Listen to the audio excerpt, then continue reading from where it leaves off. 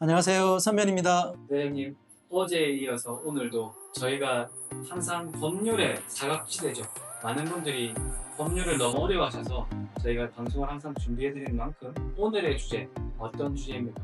오늘은 내가 맡아서 진행했던 특수상해 사건을 얘기해 보고 싶거든. 특수상해랑 그럼 쉽게 말하면 특수상해가 특수상해, 특수폭행, 이 특수가 붙는 죄들은 구성 요건이 달라. 자, 형법에서 정하고 있는 특수상해 구성 요건은 뭐냐면 다중 또는 단체 위력을 보이거나 위험한 물건을 휴대해가지고 상해죄를 범했을 때 우리가 특수상해라고 그러거든.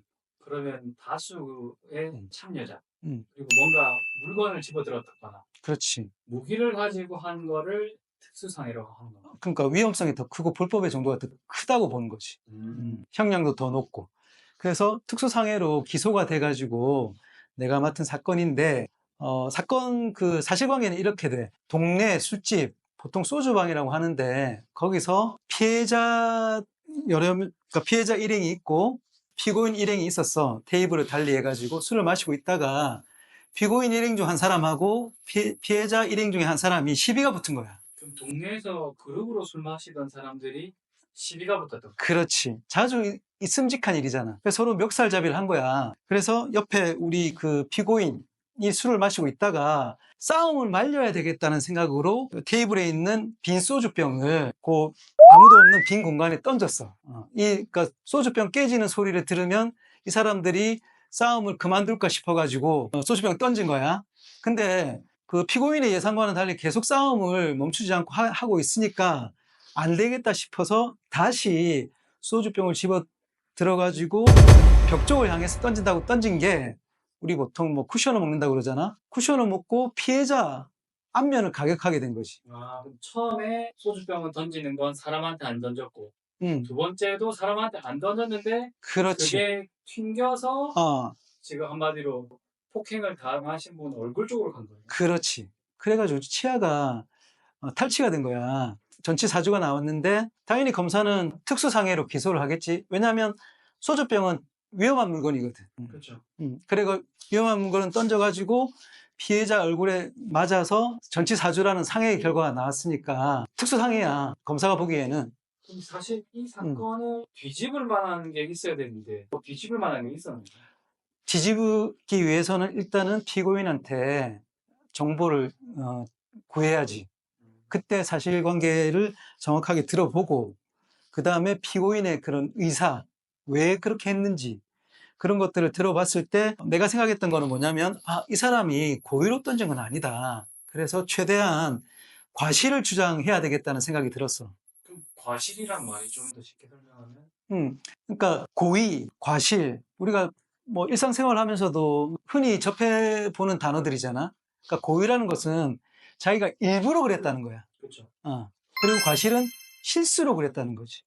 아, 그럼 이 응. 사람이 소주병을 던졌는데 그게 이 사람을 폭행하려고 던진 게 아니라 실수로 던졌다라는 식으로 그렇지. 주장을 해야 어, 된다는 거죠. 어. 그러니까 이 사람을 위험한 물건을 던져가지고 다치게 할 의도가 없었다는 거지. 아, 애초에 그럼 벽으로 던졌는데 그게 응, 쿠션 맞아서 피해자 얼굴에 왔으니 응, 처음부터 이 사람이 소주병을 가지고 응, 상대방을 다치게 할 의도가 없었는데 응. 그거를 증명하는 게 어렵겠네요. 그렇지. 그게 참 어려워. 이렇게 사람 마음속에 있는 거를 증명을 해야 되니까. 그렇다면 그 증명할 방법은 그 당시의 사정, 전후 상황, 그런 정황 증거들을 어, 입증함으로써 이 사람이 그런 고의가 없다는 거, 그런 것들을 재판부에다가 설득을 시켜야지, 재판부를. 재판부를 설득을 시키고. 그렇지. 그래서 그런 내용들을 변호인 의견서에 담았고, 당연히 우리는 무죄를 주장하기 때문에 우리는 그러니까 특수상해 고의가 없었다. 실수로 그렇게 된 것이다. 그래서 무죄 주장을 했기 때문에 검사 쪽에서는 당연히 유죄를 입증하기 위해 가지고 증인들을 불렀어. 당연히 증인들은 이제 그 당시에 같이 술을 마셨던 사람이나 아니면 뭐 소주방 주인이라든지 그분들이 이제 증인으로 채택돼 가지고 증인석에 서서 증인 신문 과정을 거쳤거든.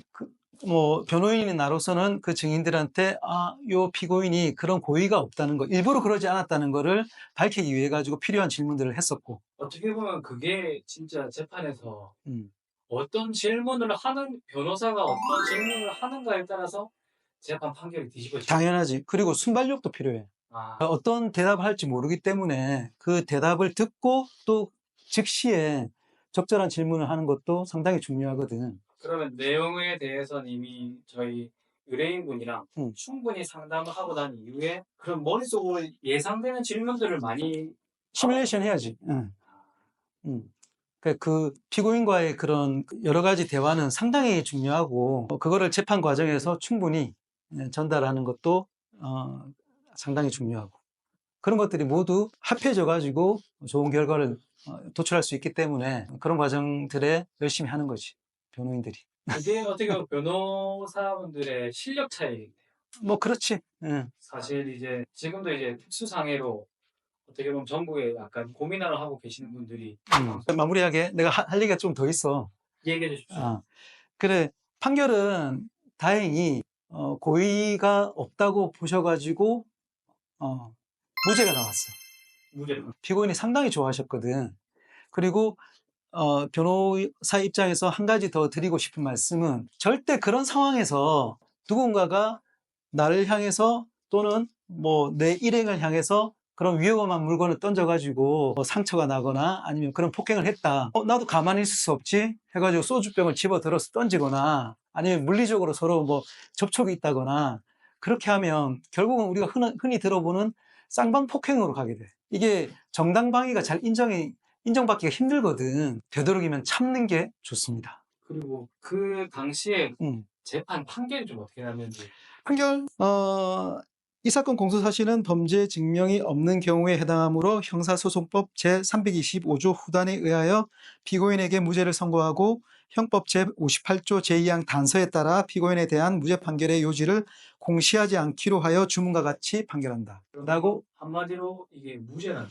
근데 이제 뒤에 무죄 판결의 요지를 공시하지 않기로 한다. 이게 좀 생소할 수 있는데 이 사람은 특수상해로 기소가 돼가지고 여태까지 재판을 받았잖아. 네.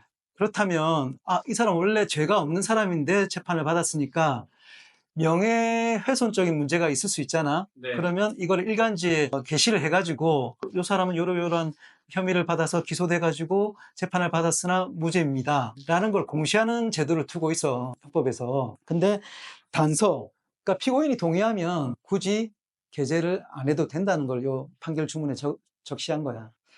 어려운 사건이었겠네요. 보람 있었던 사건이지. 어떻게 보면 정말 의뢰를 맡아주신 의뢰인분은 정말 힘드셨을 거고 판결 결과도 너무 좋아하셨어요. 좋아하셨고 한참 지난 뒤에도 술 드시다가 감사하다고 전화하시고 그랬어. 마지막으로 비슷한 일을 겪고 계십니다. 이 방송을 들으시고 혹시나 비슷한 사정이 있으시면 언제든지 오셔가지고 상담을 하시면 좋을 것 같습니다. 영상이 도움이 되셨다면 구독, 좋아요 부탁드리겠습니다. 감사합니다. 이상 선변이었습니다. 감사합니다. 감사합니다.